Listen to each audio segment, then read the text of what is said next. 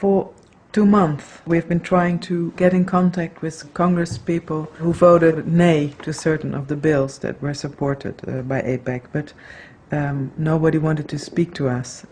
Is that normal? Yeah, this is an issue where a congressperson will see no gain to be made by speaking on it. Just even voting against AIPAC's recommended positions is perilous for them, because it can lead to a reduction in campaign funds. It can create all kinds of problems in their home district. But they voted nay. I mean, they did. But they don't want to go even more public about it. A film clip in particular, can you imagine a campaign opponent using that? It could become the basis of a negative campaign ad. And look, this person is against Israel's interest.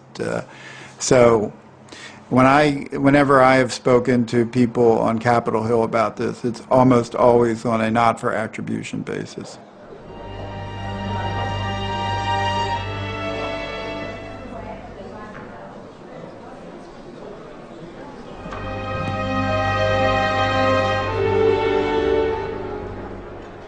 I was told off the record once by a very prominent Democratic senator.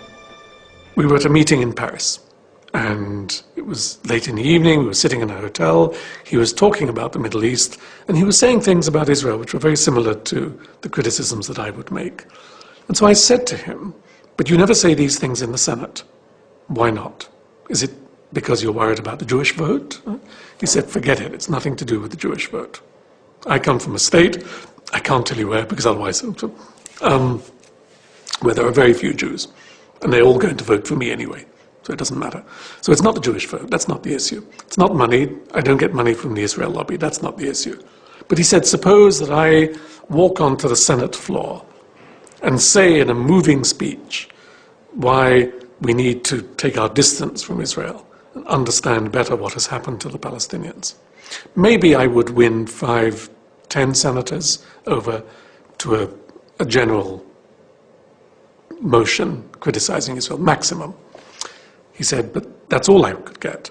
And he said, in return, I would be finished in the Senate, because no one would ever vote again for my needs if I wanted to move something for my state, or an education bill, or a financial bill, or a tax bill, or anything to do with domestic policy, nothing to do with Israel. I would be punished. I'd bet that it's impossible for either Steve or I to ever get a high-level policy-making position in the American government. For example, Steve was invited to go to a dinner with an aspiring presidential candidate at Harvard. And the person who had invited Steve to this dinner came to see Steve about a week after the piece came out. And she said that she had to disinvite him from the dinner because the presidential candidate's staff had called and said that it would not be acceptable for the presidential candidate to be at a dinner with him. America and Israel have a special friendship. You have devoted yourselves to strengthening the bonds between the United States and Israel. The United States will stand with Israel now and forever. If a politician would rise with this point of view, that the United States should stop supporting Israel, what would be the effect, do you think? He'd lose the next election. Almost certainly. Now, there may be a district here or there out of the... We have 435 members of the House and 100 senators, 535. We have 52 governors. It's certainly possible that some congressional district somewhere would re-elect a candidate who had said we should abandon Israel, reject the relationship with Israel. But it's pretty unlikely, and I would be surprised if there are more than 2 or 3 or 4 congressional districts in which it's even conceivable. I appreciate it. But we can't vote you, and I'm sorry. But I appreciate the friendship. If you will come in Italy, I want to introduce you in a member of parliament, Italian parliament. I would enjoy that very much. Okay? Thank you so much. Thank you for everything.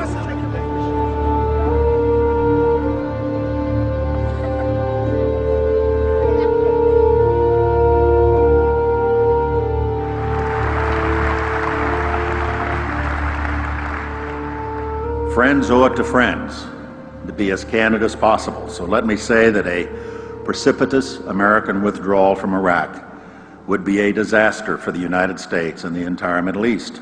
A sudden withdrawal of our coalition would dissipate much of the effort that's gone into fighting the global war on terror and result in chaos and mounting danger. And for the sake of our own security, we will not stand by and let it happen.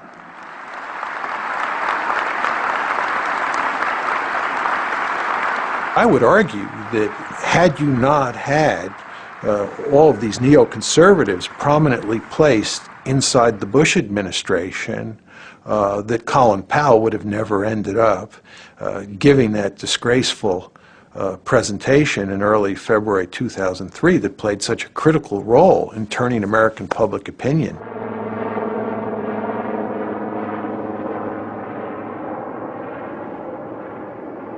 This is an important day for us all as we review the situation with respect to Iraq and its disarmament obligations under UN Security Council Resolution 1441. I realized as I watched it there at the UN Security Council for the first time, because every time I watched it before, I was, running around trying to get things changed, do this, do that, talking about the graphics and everything else. But there in the UN Security Council, I sat down quietly and watched Secretary Powell make his presentation. My colleagues, every statement I make today is backed up by sources, solid sources. These are not assertions. What we're giving you are facts and conclusions based on solid intelligence. As I show you these images, I will try to capture and explain what they mean, what they indicate to our imagery specialists. Let's look at one. The four that are in red squares represent active chemical munitions bunkers. I wouldn't go to war based on that. That's what I told myself. I would not go to war based on that. Most of it could be interpreted different from the way we were presenting it. As these drawings, based on their description, show, we know what the fermenters look like. We know what the tanks, pumps, compressors, and other parts look like. And we know a great deal about the platforms on which they are mounted. I walked outside the United Nations building on February the 5th after the presentation had been made into the kind of bracing cold New York air, and I thought it was a total failure. I thought I had failed because I was the person who put it together, responsible for putting it together.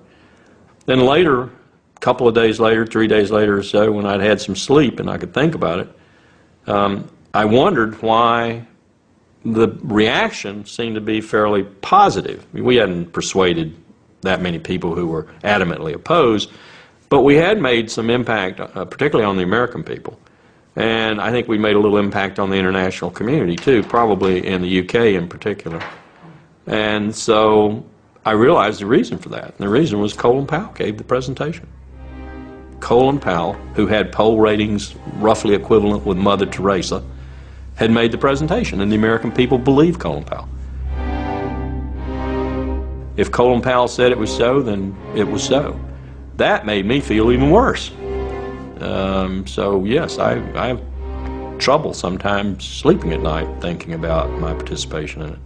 1995, the quantities were vast. Less than a teaspoon of dry anthrax, a little bit about this amount. This is just about the amount of a teaspoon. Less than a teaspoon of dry anthrax. Shut down. So the question you have to ask yourself is, if the evidence was so flimsy, why did Powell get up and make such an unequivocal case that Iraq had WMD and was an imminent threat? And the reason is that there was tremendous pressure inside and outside the administration to make that argument. And the question is, who was creating that pressure?